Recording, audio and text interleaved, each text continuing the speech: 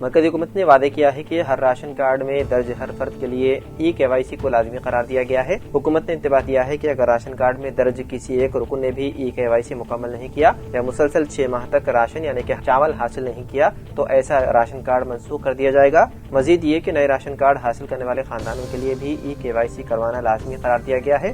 حکومت کا کہنا ہے کہ اس اقدام کا مقصد یہ یقینی بنانا ہے کہ راشن صرف مستحق اور حقیقی مستفیدین تک ہی پہنچے۔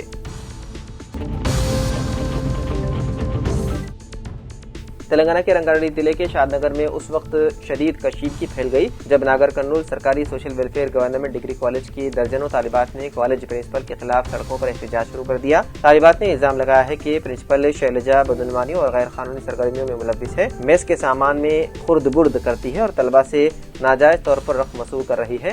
طالبات نے نعرے لگاتے ہوئے پرنسپل کی معطلی کا مطالبہ کیا اور مین روڈ پر دھرنا دیا۔ پولیس اور لیکچررز نے انہیں روکنے کی کوشش کی مگر طالبات نے ان کی بات انسنی کرتے ہوئے نیائے کرو انصاف دو کے نعرے لگائے۔ حالات اس وقت بگڑ گئے جب ایک خاتون کانسٹیبل نے مشتعل ہو کر ایک طالبہ پر ہاتھ اٹھا دیا۔ اس واقعے کے بعد دیگر طالبات نے غصے میں آ کر خاتون کانسٹیبل سے جھڑپ کی، دونوں کے درمیان ہاتھا پائی بھی ہوئی۔ یہ منظر دیکھ کر وہاں موجود لوگ حیران رہ گئے۔ پولیس نے حالات قابو میں لینے کے لیے کوشش کی اور کئی طالبات کو زبردستی پولیس گاڑیوں میں بٹھا کر اسٹیشن منتقل کر دیا گیا۔ طالبات کا کہنا ہے کہ جب تک ضلع کلکٹر خود آ کر ان کی شکایت نہیں سنتے وہ احتجاج ختم نہیں کریں گی۔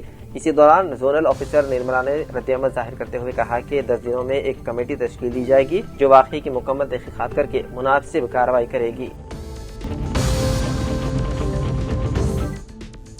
شاہین کریم نگر میں اسمارٹ اسکالرشپ ٹیسٹ کا کامیاب انعقاد عمل میں لایا گیا۔ اس امتحان میں 200 سے زائد طلباء نے پرجوش انداز میں حصہ لیا اور اپنی علمی قابلیت، محنت اور دلچسپی کا شاندار مظاہرہ کیا گیا۔ یہ ٹیسٹ ہونہار اور محنتی طلباء کو ان کی کارکردگی کی بنیاد پر فیس اسکالرشپ فراہم کرنے کے مقصد سے منعقد کیا گیا تھا۔ انہیں 100% فیس اسکالرشپ دی جائے گی جو طلباء نمایاں رینک حاصل کریں گے، جبکہ دیگر طلباء کو ان کے نمبروں کے لحاظ سے خصوصی رعایتیں دی جائیں گی تاکہ وہ مزید حوصلے اور اعتماد کے ساتھ اپنی تعلیم کو جاری رکھ سکیں۔ پروگرام نہایت منظم اور کامیاب انداز میں مکمل ہوا۔ ان طلباء کے لیے جو پہلی تاریخ کو شریک نہ ہو سکے، دوسرا راؤنڈ 9 نومبر کو منعقد ہو رہا ہے۔ اس موقع پر چیئرمین شاہین کریم نگر جناب سید اعجاز احمد نے تمام تفصیلات بتلائیں۔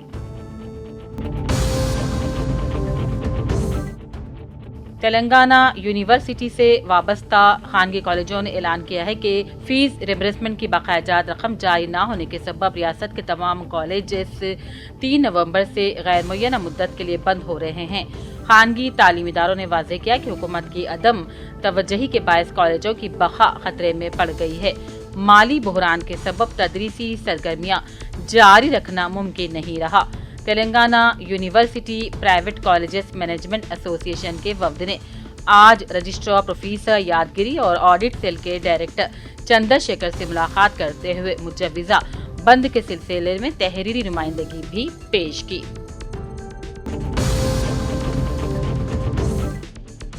اسسٹنٹ انجینئر ہاؤسنگ جینت اور وارڈ آفیسر بلدیہ بودن محمد کاظم نے بودن کے بلدیہ حلقہ نمبر 6 میں جاری اندرما ہاؤسنگ اسکیم کے تحت زیر تعمیر مکان کا معائنہ کیا اور سیاست نیوز سے بات چیت کی اور بتایا کہ بودن کے شہری علاقے میں مستحق بے گھر 516 افراد کو تلنگانہ سرکار کی جانب سے اندرما ہاؤسنگ اسکیم کے تحت ذاتی مکانات تعمیر کرنے کی منظوری دے دی، جنہیں مرحلہ وار 5 لاکھ روپے رقم میں امداد دی جا رہی ہے۔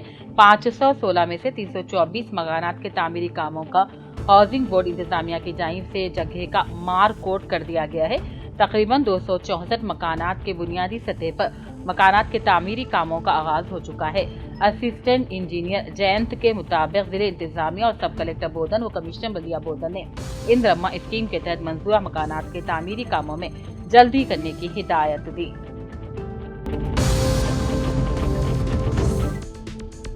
ایڈمنسٹریشن کے علاقائی ڈائریکٹر ورنگل RDMA نے بودھن میونسپلٹی کا دورہ کیا۔ انہوں نے سال 2022 سے تاحال دفتر بلدیہ بودھن میں موصولہ شکایات پر درخواست گزار کو طلب کرتے ہوئے شکایات کی سنوائی کی۔ میونسپل آفس میں برسر خدمت مشتبہ متعلقہ افراد کے ریکارڈ کا معائنہ کیا گیا۔ ان کے پاس موجود ریکارڈ RD نے اپنی تحویل میں لیے۔ بعد ازاں ریجنل ڈائریکٹر نے کہا وہ ریکارڈ کی مکمل جانچ کرنے کے بعد مناسب فیصلہ لیں گے۔